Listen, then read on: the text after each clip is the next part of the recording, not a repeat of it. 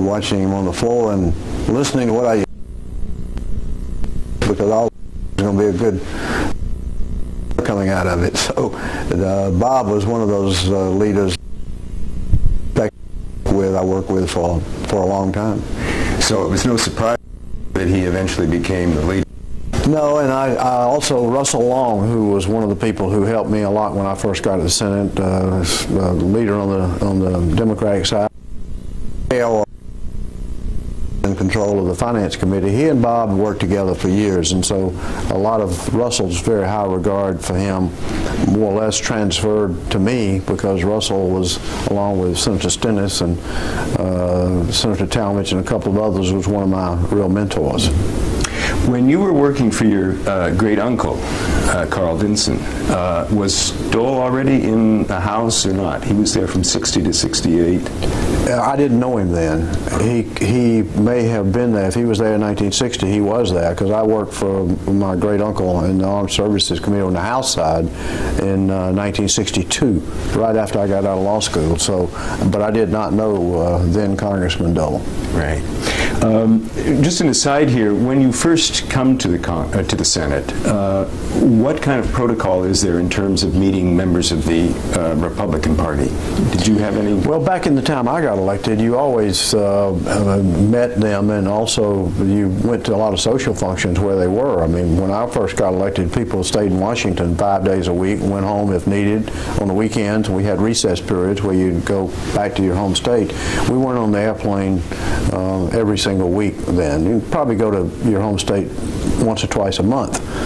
So I got to know Bob Dole and got to have a chance to know him as a person back when you'd have functions maybe once every 2 or 3 weeks, and you'd have 4 or 5 senators and their wives on both sides of the aisle, and that sort of faded in recent years. But back then, you really got to know people on an individual basis, not simply on a debating on the floor basis.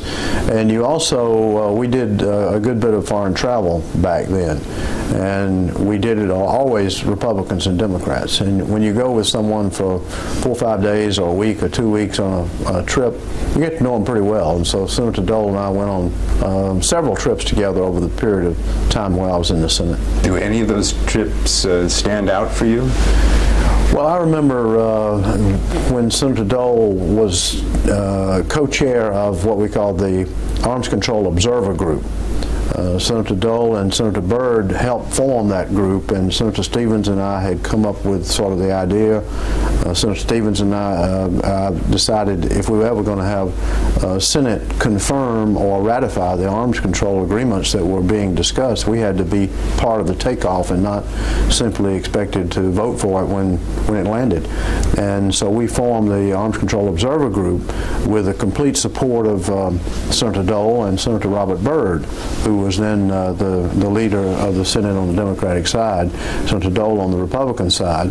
And that was about 1984, 85. During that period, we traveled together to Geneva, and Senator Dole and Senator Byrd not only empowered Senator Stevens and me as co-chairs, they basically convinced the chairman of the committees that this was a group that was so important it was going to overlap committees. So we had different people, Armed Services, Foreign Relations, and not only that, they decided that they would accept our concept that they should be co-chairs, because we knew the leaders were awfully important in any kind of arms control ratification process, and we felt that they themselves should be informed as we went along by the negotiators, meeting with the Russians in Geneva, meeting with our own negotiators, keeping up to date. That went on for 2 or 3 years.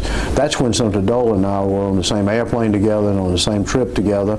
In terms of memories, I remember very well when he would occasionally dart across to Italy from Geneva, and basically I remember what a hero he was in Italy, because Bob had fought in Italy.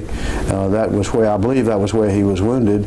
And I remember one particular village we went to where he was hailed as the hero of all heroes. So we had some of that, but it was a pretty, also a pretty rigorous business-like and professional effort by Democrats and Republicans, and it was an unusually successful effort. It was one of the things that people ask me today, how do you work across the aisle together? How do you get the Senate to look in the long term rather than simply the short term? And the example I used is the Arms Control Observer Group, but it only worked because the two leaders, Byrd and Dole, wanted it to work and were participants themselves, and eliminated what I call the stovepipe approach to everything, where the committees look at only one part of a picture and no one's looking at the entire picture. So that was very successful, and I came to know and admire Bob Dole during that several-year effort. I think what you've just been saying anticipates my next question, which is, what would be the terms you'd use to describe him as the Republican leader? First of all, very smart, and second, very patriotic, loves the country. Third, very loyal to his home state, always making sure that he didn't forget where he came from. And fourth, could be very firm and tough in debates, but also had a keen wit. And he was basically of the school that was willing to differ, was willing to debate, was willing and always worked to defeat the people on the other side of the argument, but never to destroy. That's a big difference now. Destruction was not his goal in terms of the opposition. He was a principled opposition leader. He often opposed what Democratic leaders were proposing and what presidents were proposing on the Democratic side, but he always did it in a way that was principled and that differed without having a goal of destruction. Let me ask you this. When I used to watch the Sunday morning programs, and Senator Dole was on as spokesperson for the Republicans, he struck me as a little bit harsh. And I was wondering whether that public presentation that the media picked up on, and working with him on the floor of the Senate and in committees and so forth, was there a big difference?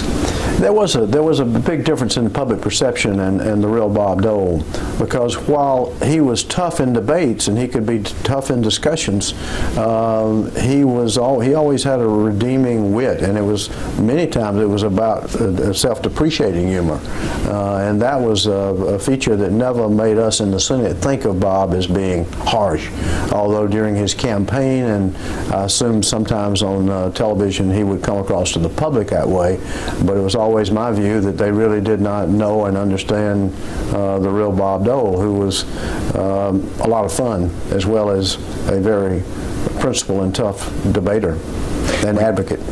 When you first came in, he was known as Nixon's hatchet man, but you must have seen him moderate that as time went by. Well, he was known as that, but he didn't get caught up in the Watergate situation, and he was not in any way implicated. So he rose above the actual, the real hatchet men.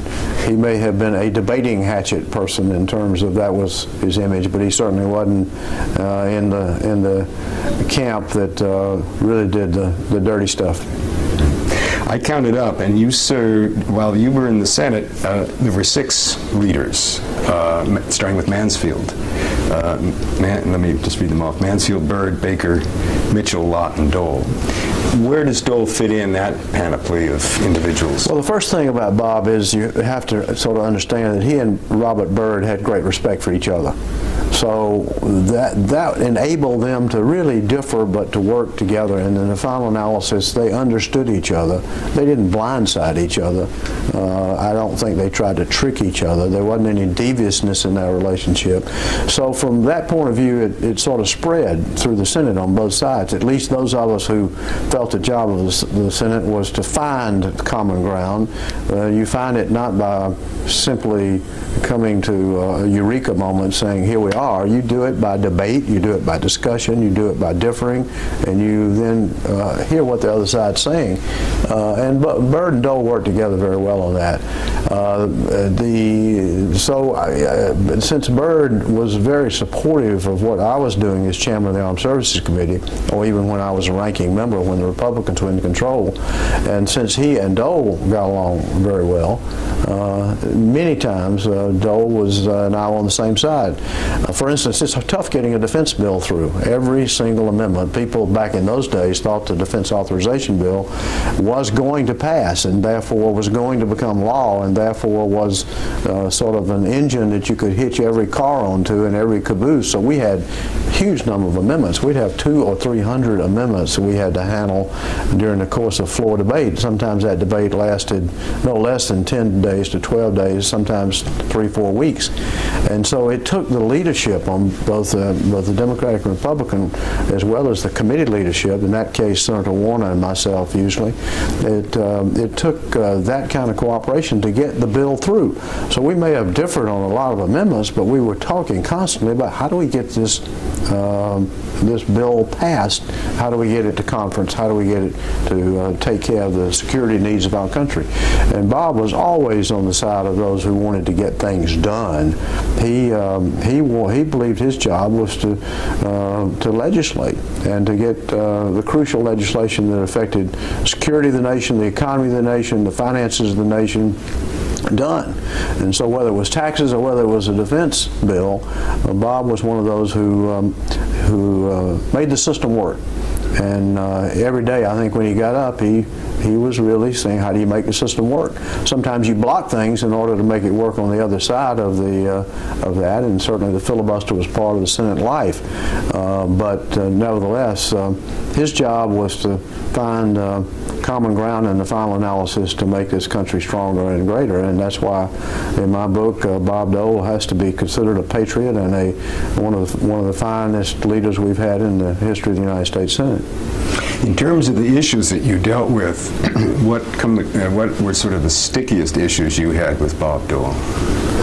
I think probably the one where there was more vitriol than on any other was the very nature of it was probably the Tower nomination, because it didn't start off being partisan. Senator Warner and I worked together as chairman and ranking member of the committee. This was after President Herbert Walker Bush got elected in 1988. And we worked together. We had all sorts of FBI reports that went into a lot of allegations that related to Senator Tower, particularly the drinking allegation. And so it started off bipartisan, and most of the whole course of it was bipartisan, but when it finally poured out on the floor of the Senate, by that time Senator Warner had decided he was going to support the nomination. During the course of all of our deliberations, he and I worked together, and so there was not partisanship during the investigative stage, but in the final analysis we were on the opposite side, and Senator Dole felt as the leader on the Republican side, he needed to really support the new president's nominee.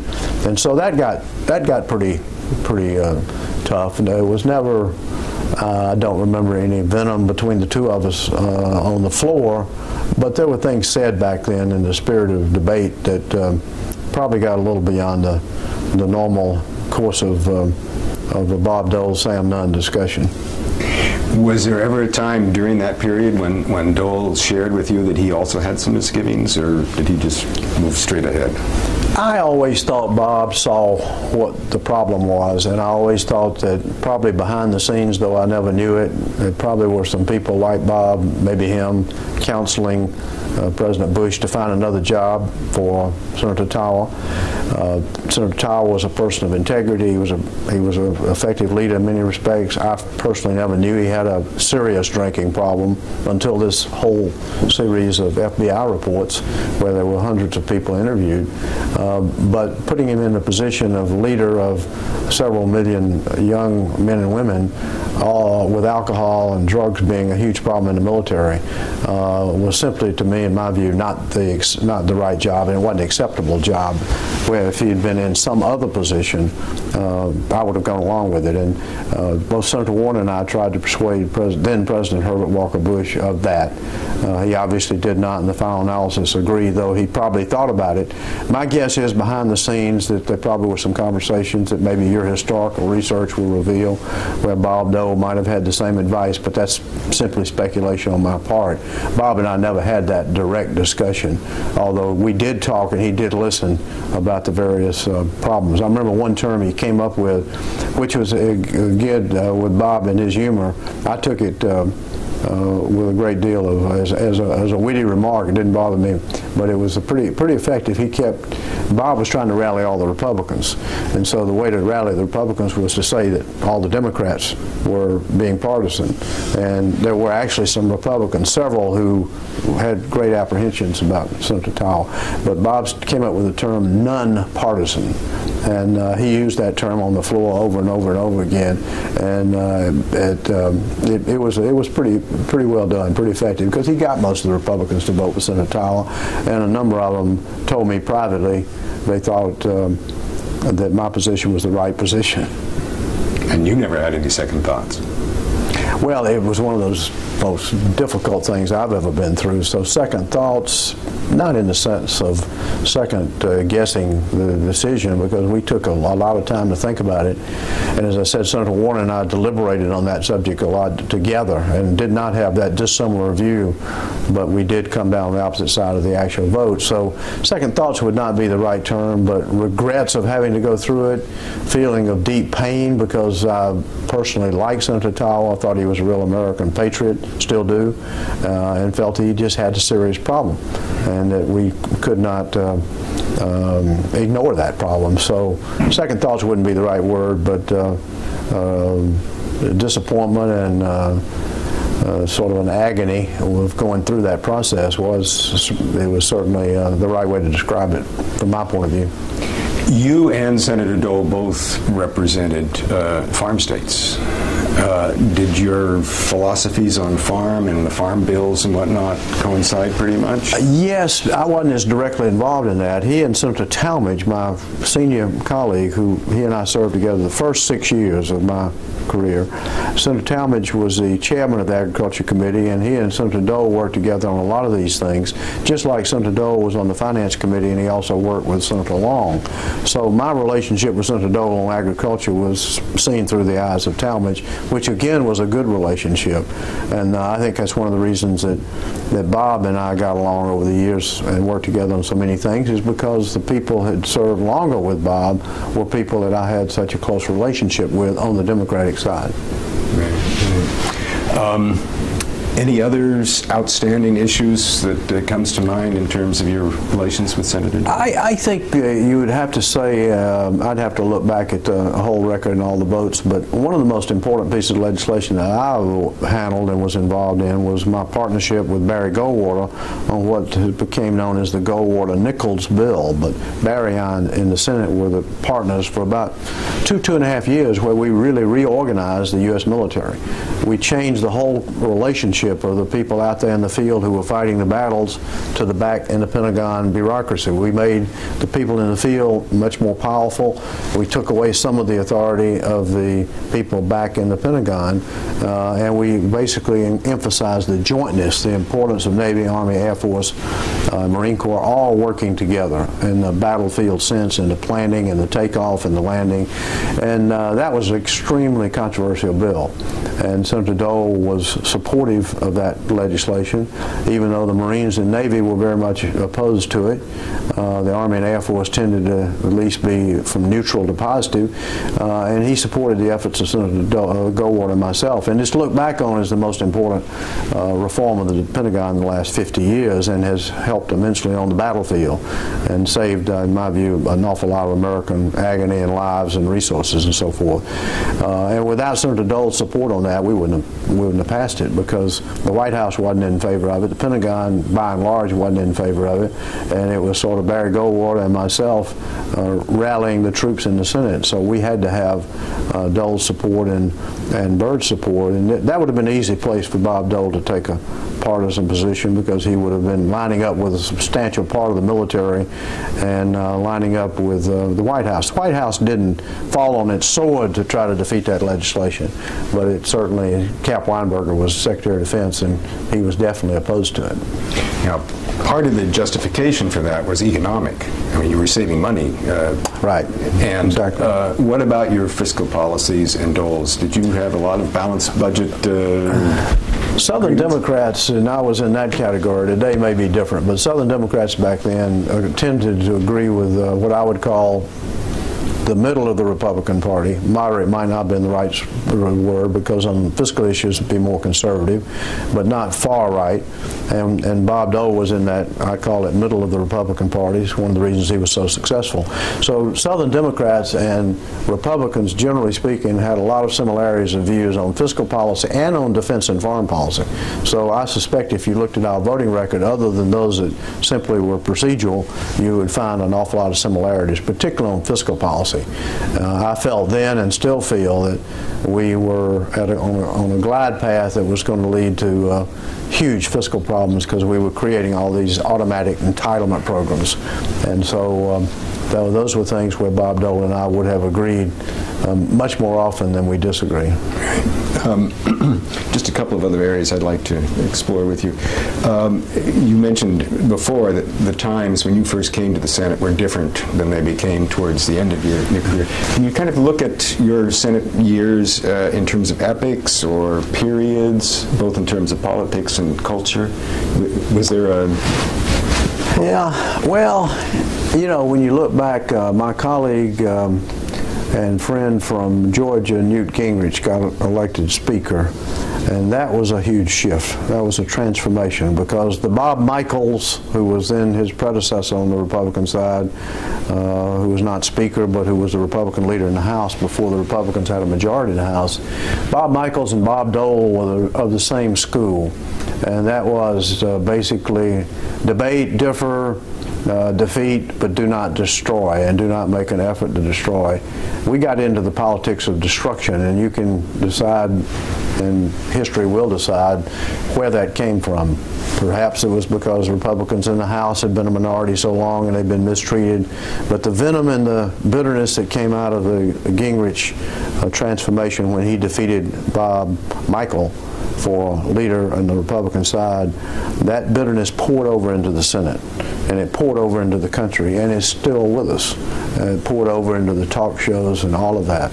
So that kind of venom and poison, perhaps it was inevitable. I don't think so. But Bob Dole would have regretted that, in my view, did regret that. And Bob Michel regretted that as much as I did. Did that have any bearing on your deciding not to run for re-election?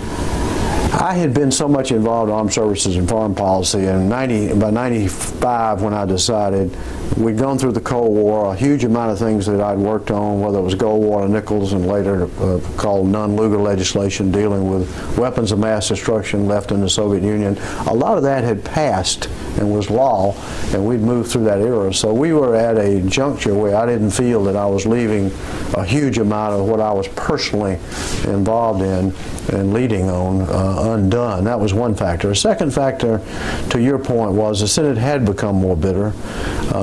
We were becoming more and more of a body that met 3 days a week like the House.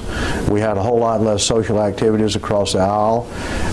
When I made Bill Perry was Secretary of Defense, and he gave a wonderful parade ceremony when I retired from the Senate over at the Pentagon. And I made about 5 or 10 minutes worth of speeches, about a speech, 5 or 10 minutes, lasted 5 or 10 minutes, not long. But one of the things I said was that I never was able to pass a single significant piece of legislation without a Republican partner.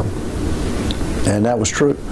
And that era had pretty much was fading. It had not left because Senator Lugar and I were still working together, Senator Warner and I, but the new senators didn't have that relationship, and it was almost like a number of people had rather not get something done than have to have a Republican get any credit for it on the Democratic side, and the same sentiment in reverse on the Republican side. So we had passed through that era. It hadn't closed. A lot of goodwill still left, but it was changing. It was changing rapidly, and the venom from the House was pouring into the Senate. So that was part of my decision. But I'd been there 24 years then, and I felt it pretty good time to spend a little more time and attention on family, and as my wife used to say, worry a little bit more about where the money's coming from and not where it's going. That was her standard instruction to me. When you came to the Senate, did you have this mission in terms of nuclear arrangements and so forth in mind, or did you grow into that?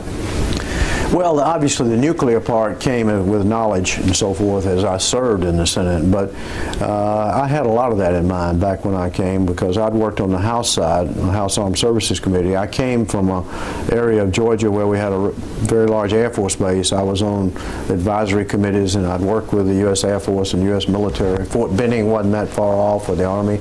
So, and my uncle had been chair of the Armed Services or the Naval Affairs Committee for a better part of 30, 40 years. He served in the House for 50 years, Carl Vinson. So it was kind of in the blood. I wanted to be involved in defense. I wanted to be involved in foreign policy. I felt the Armed Services Committee gave me both. And so I was really very much involved in that. I'd also taken a very interesting trip back in 1962 when I was a staffer for the House Armed Services Committee. I was a young lawyer, just got out of law school, and I was 24 years old, and my boss came in one day and said he had to cancel a trip with other staffers from the House and Senate that the Air Force was sponsoring to tour NATO bases in Europe. It was a 3-week trip, and he said, would you like to go? And I said, I've never been out of the country, so I'd love to go. And so I spent 3 weeks over there. I was right in the middle of the Cuban Missile Crisis. We were briefed because all of us were top secret cleared on every step. We saw the photographs every day. We were with the Air Force in Europe. I was sitting there with the head of the U.S. Air Force Europe in Wiesbaden for an evening meal, and he had all of his equipment right back of him. He told me he had less than 2 minutes to get all of his aircraft that were going to attack the Soviet Union, if ordered, with nuclear weapons, get them off the ground, because they were one-way mission, fighter planes with nuclear weapons. The pilots would be bailing out on the way back after dropping the bombs, and the Soviets knew that those were the first airplanes that were going to hit them, and the first nuclear weapons that were going to hit them, so this was a prime target. So he had to get them off the ground quickly. All of that made a huge impression on me, and I decided then, I knew we'd come very close to a nuclear war, that I was going to spend, if I ever had a chance, a lot of my time in the future, particularly if I ever got elected to the Congress, working on those issues, because I felt that we were really rolling the dice with God's creation.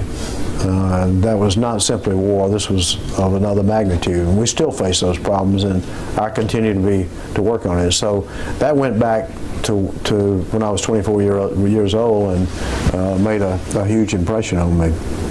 How do you think Senator Dole ought to be remembered, and how he will be remembered in time and his period in history?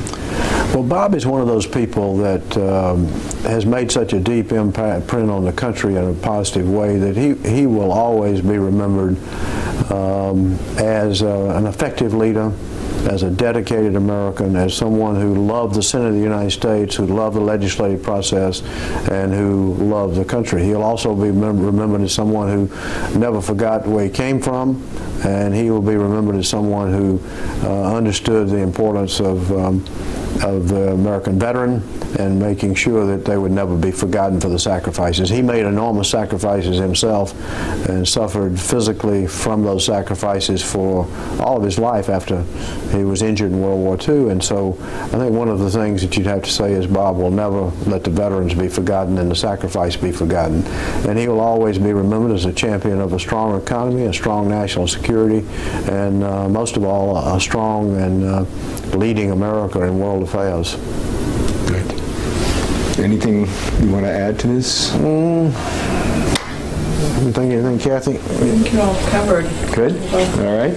Well, one other thing that's a little interesting tidbit in history, if you want me to just talk about it. Bob probably would not know this or even have it ever have registered on his mind, but I would say that I had a small role in him becoming the vice presidential candidate in 1976, and whatever flowed from that part of his career when he was running with Gerald Ford, because one of my mentors was Scoop Jackson. And Scoop was a Democrat from Washington State, very well respected in the Senate. And he and I together, I was young and he was already well established, but he persuaded me, and I completely agreed, that for anyone who was going to be head of the CIA, to be viewed as a partisan, as someone lined up with the Democratic or Republican Party, or someone who was using that post to run for president, would be very injurious to the intelligence community. And Scoop was a big supporter of a strong American intelligence and feeling that our security, Soviet Union, China, all of that depended on it. So President Ford let it be known that he wanted to appoint George Herbert Walker Bush to be head of the CIA. He also inadvertently let it be known that George Herbert Walker Bush might be his choice for vice presidential candidate when he ran for election in 1976, because he'd been appointed, of course, after Nixon left office. Scoop and I insisted that George Herbert Walker Bush, we liked him, we thought he was very well qualified, but we did not want him to be using the CIA as the preparation post for running for vice president. So we insisted that President Ford commit that wouldn't happen if we were going to vote for his confirmation as head of CIA. Reluctantly, President Ford and then nominee George Herbert Walker Bush agreed that he would not be considered for the vice presidential candidate in 1976. Bob Dole ended up being that vice presidential candidate.